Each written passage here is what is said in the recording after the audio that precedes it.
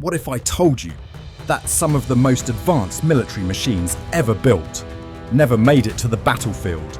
That nations spent billions chasing the next big thing in warfare, only to end up with metal giants that couldn't even move, drones that crashed on takeoff, and tech so overcomplicated it failed before the first shot was fired. These aren't just hidden failures, they're classified embarrassments. Weapons so expensive they could fund entire armies, scrapped, silenced and forgotten. But today we dig them up, and what you'll see might just change the way you look at modern war. Because behind every military superpower is a graveyard of failure. It was supposed to change everything. The XM2001 Crusader, America's next-gen self-propelled artillery system, fully automated, blisteringly fast, capable of firing 10 precision-guided shells per minute, all controlled by high-tech targeting systems. It wasn't just a weapon, it was a promise of dominance, of unmatched firepower, of battlefield supremacy. But behind the scenes, things weren't so perfect. Weighing over 40 tons, the Crusader was too heavy for rapid deployment. It was fuel-hungry, maintenance-heavy, and packed with experimental tech that barely worked outside a lab. And worst of all, the wars it was built for, massive Cold War-style artillery duels, never came. In 2002, Secretary of Defense Donald Rumsfeld pulled the plug. His verdict: too expensive, too slow, too late. $11 billion gone. The Crusader never fired a shot in combat. Built to be the future, it became just another failed project, buried under ambition, bureaucracy, and billions. They said it would protect America from cruise missiles, drones, and surprise attacks. They called it JLENS, a massive high-tech surveillance blimp floating 10,000 feet in the air, watching everything. 2 blimps, 360-degree radar coverage, 24/7 eyes in the sky. Sounds futuristic, right? Until it broke free and drifted across Pennsylvania, tearing down power lines like a cartoon gone wrong. It caused a blackout, grounded planes, and left the Pentagon with one big question. How did $1 billion defense system turn into an out-of-control party balloon? JLENS had problems from the start. False alarms, poor weather resistance, vulnerable to jamming, and after the Great Escape of 2015, public trust gone. In 2017, Congress quietly pulled funding. The program dead, the blimps grounded. The budget over $2.7 billion. JLENS was supposed to be a silent guardian. Instead, it became a national punchline. Proof that in modern warfare, sometimes the biggest threats come from within. The Pentagon had a dream to build a real-life Iron Man suit, not a comic book fantasy, but a full-body exoskeleton to make soldiers stronger, faster, bullet-resistant, and unstoppable on the battlefield. The TALOS program, Tactical Assault Light Operator Suit, launched with huge ambitions. It would give special forces superhuman abilities, lift heavy weapons, run longer, survive hits that would kill a normal man. They promised a working prototype by 2018. The hype, massive. The tech, not so much. The suit was too heavy. The power system, unrealistic. Cooling, didn't work.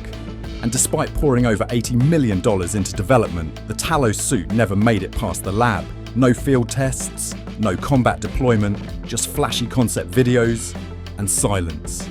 In 2019, the program was quietly shut down.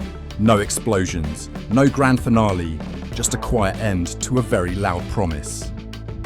TALOS was supposed to build super soldiers. Instead, it proved that even the best ideas need more than just money and hope to survive war.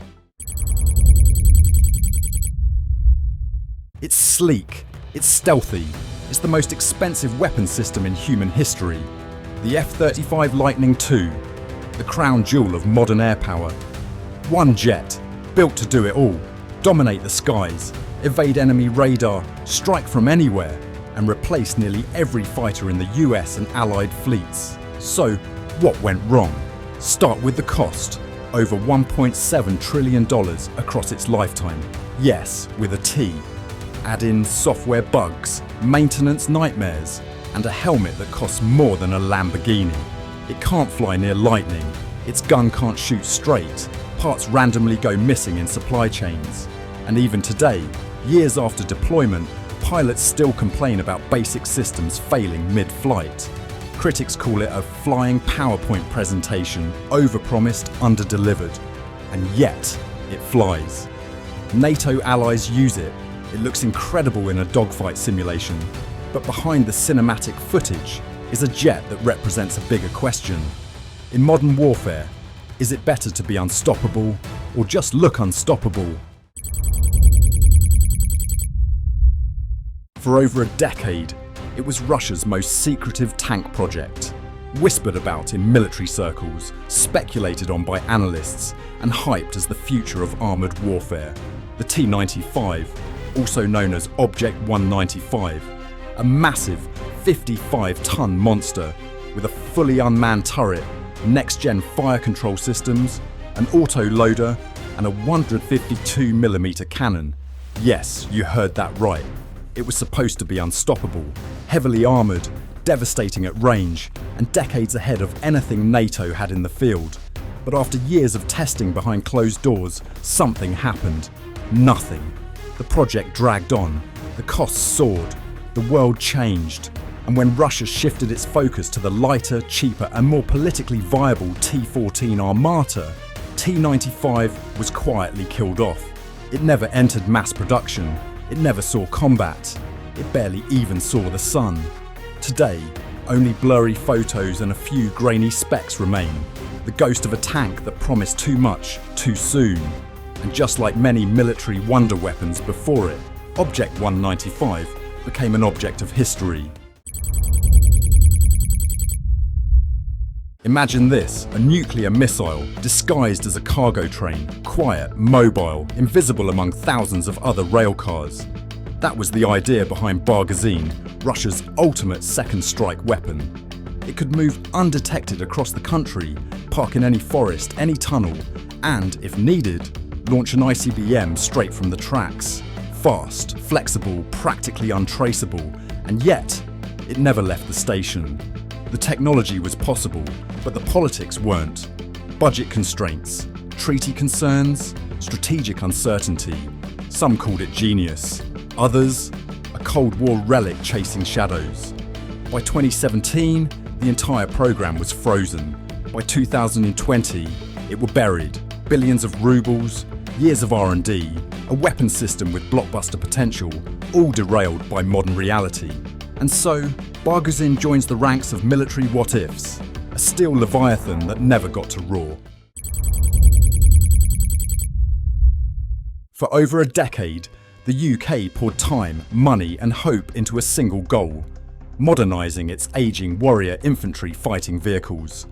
New turret, new cannon, new digital fire control systems. The Warrior Capability Sustainment Programme was meant to bring the Cold War icon into the 21st century. By 2011, the plan was set. By 2021, not a single upgraded vehicle had entered service. Costs ballooned past £430 million. Delays piled up. Live fire tests showed critical failures. The turret alone caused years of rework. At one point, the Ministry of Defence admitted, "We're not sure it can even meet modern combat standards." 10 years, almost £500 million, 0 operational vehicles. And in 2021, just like that, the programme was scrapped. No press fanfare, no battlefield glory, just silence. The Warrior Upgrade was supposed to extend the vehicle's life to 2040. Instead, it died in a conference room, killed by reality. Another reminder that in modern warfare, the real enemy might just be your own logistics. In the world of modern warfare, not every weapon is a triumph. Some are too ambitious, some are too expensive, and some were doomed from the very beginning. The Crusader, JLENS, TALOS, T-95, F-35, Warrior IFV, Barguzin, each one promised to change the battlefield forever. And yet, they now live only in blueprints, prototypes, and cautionary tales. Because sometimes, the biggest threat to a military project isn't the enemy. It's overconfidence, politics, or plain old bad planning. War isn't just about what you can build. It's about what actually works, when it matters most. Thanks for watching.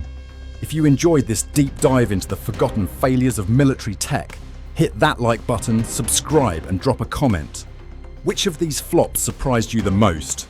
And which one do you think still had real potential?